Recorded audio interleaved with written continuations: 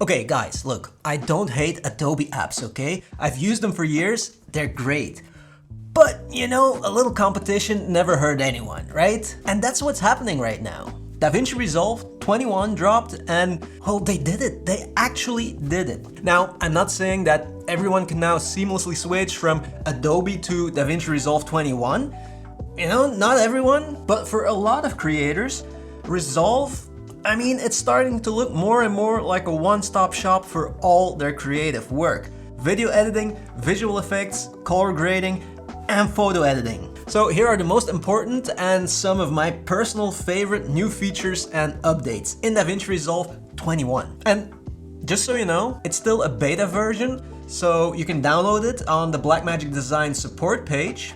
It won't update automatically, so keep that in mind. But if you still have some important unfinished work, be careful, okay? Because there might be bugs, crashes, I don't know. Okay. And let's start with the most important new feature. Like I said, they did it. They actually did it. They added a dedicated photo page. Man, look, it just dropped, right? I still have to test it and try it out now, so expect more videos on it soon. But I already did a lot of my photo editing in Resolve before this update. I made a video on it and I already liked it, but it was not a seamless experience. But now it is. You can see it right there at the bottom. There's a new page, the photo page. I'm actually getting goosebumps right now. It's crazy. But yeah, look, editing raw photos is now fully integrated. You have all your adjustments here. It recognizes your camera and everything. You can do auto balance and a bunch of other things. You can also build an image library, tag photos, select your favorites with the star system, create albums also. You can also import from Apple Photos, import from Lightroom. And of course, what I love is that you can switch between the photo page and the color page. So if you want to use the super powerful color grading tools on your photos, no problem at all. And that's what makes it so amazing.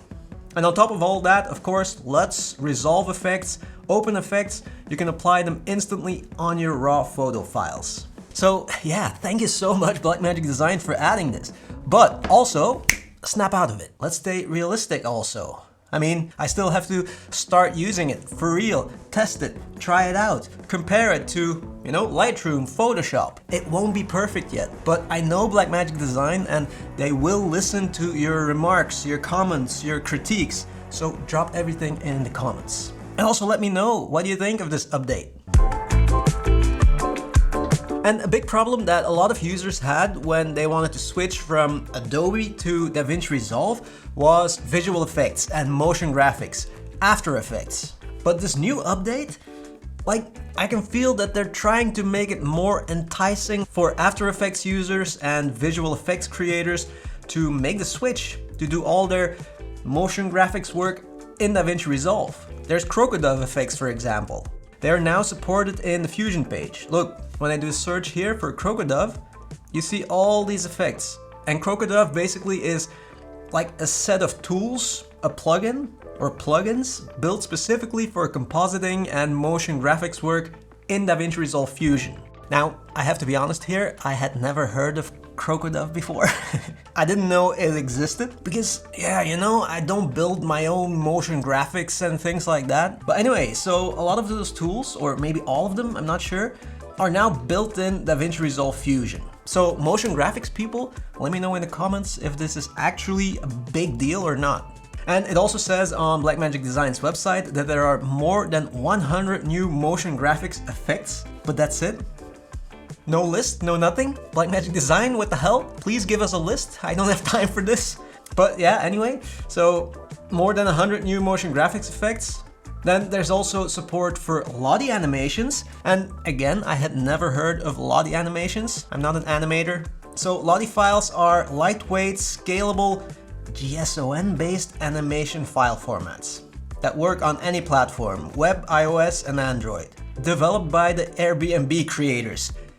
Okay, I guess. Well, that's what AI told me. But anyway, guys, yeah, motion graphics, it seems like they're really trying to, you know, put more effort in all their motion graphics tools. And I still have to dig a little bit deeper. also because there was no list of what's new and, but I hope that they not only put more effort into those tools, but that the tools will make motion graphics more accessible in DaVinci Resolve, because that was always, the problem, but we'll see. Again, I really need the opinion of real motion graphics people here, so drop everything in the comments. And also, by the way, we have this amazing new DaVinci Resolve 21 update now, right? So your videos will look amazing. But that means that they also have to sound amazing. And that's what Audiio is for, the sponsor of this video. Sound effects and music for all your videos. And I want to emphasize again, they've recently said that they're doubling down on real human-made music. There's a lot going on with AI-generated music, but that's what Audiio stands for, real human-made music. And I know that's important for a lot of you. And there's indie cinema, rock, Latin, they have everything. Just go to their website and explore, listen to the music. And then their AI tools, because they also have AI, but their AI tools are designed to help you find the perfect song faster, so that you can focus on the fun stuff, creating videos, creating content. And if you use my link and code in the description, you get the Pro subscription for just $59 for the first year. Or check out their lifetime plan. Pay once and get unlimited music for life. Okay, and now back to DaVinci Resolve 21. I'm so excited, I'm forgetting to breathe. Of course, there's also a bunch of new AI tools. Some are really cool and useful. Some are interesting, like this aging tool.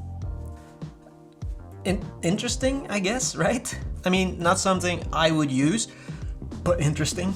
But then there's also the CineFocus tool, for example. That's a new tool that you can use to define the focal point of a shot. So you click to focus on a particular area of the scene, and then you can adjust the aperture and focal range to change the depth of field. And I think it looks super cool. And you can even keyframe the parameters to rack focus. Now, they've clearly designed this for video, right? But I've also used it on some of my raw photos and I really like it. It looks super cool. And then they also have the new face reshaper. Again, just like the aging tool. Interesting, I guess. This is for people who make movies, right? Not for creators, but it's definitely interesting. But then also some new tools that actually look interesting, like actually interesting. But of course, I have to do some more testing. There's motion deblur. That's one that pops out for me. Then there's also AI blemish removal. There's also extreme quality AI ultra sharpen. But I'll be the judge of that because that's a lot of big words, It sounds like it's magic, but I don't know. And then another interesting one for me that I actually want to play around with a bit is the advanced AI speech generator. I just want to try it out because I can see me using that in some very specific cases with my own voice, but I'm gonna make a separate video on that.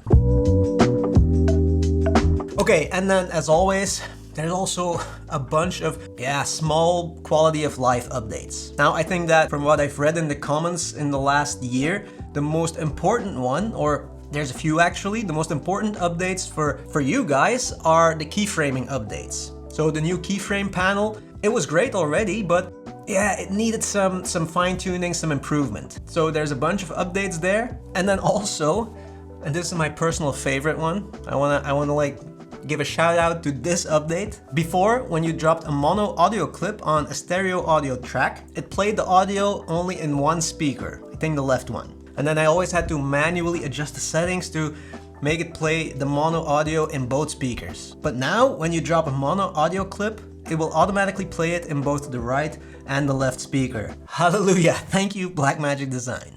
But anyway guys, I don't know if I had too much coffee or if it's because this super cool update. I'm really forgetting to breathe.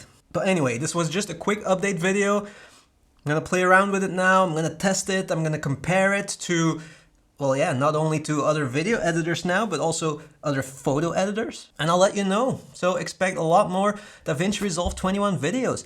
Thank you so much for watching, and see you in the next one.